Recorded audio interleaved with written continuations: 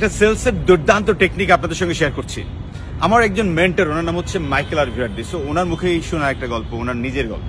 ওনার Mrs একবার একটা জুতা কেনার জন্য জাপোস নামক একটা ইন্টারন্যাশনাল কোম্পানি ইউএসএ তে অনলাইনে নক করেছে যে আমি তোমার এই জুতাটা কিনতে চাই। এখন জাপোস কোম্পানির যিনি সেলস রিপ্রেজেন্টেটিভ তিনি বলছিলেন যে ma'am thank you so much for interest, unfortunately আমরা এটা আপনাদেরকে ওইখানে ডেলিভারি দিচ্ছি না। আমি আপনাকে কিছু লিঙ্ক পাঠাচ্ছি, আপনি যেখানে আছেন সেখান থেকে এটা খুব ইজিলি ডেলিভারিটা পাবেন।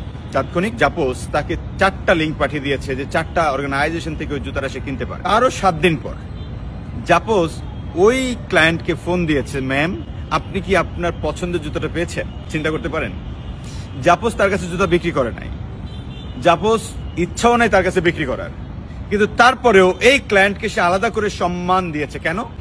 জাপোস এত যে ভালো একটা কোম্পানি, এত ভালো সার্ভিস দেয়, এরকম একটা ফিল দেওয়ার জন্য যেন উনি অন্যদের কাছে এই কোম্পানি রেফার করেন বা রেকমেন্ড করেন।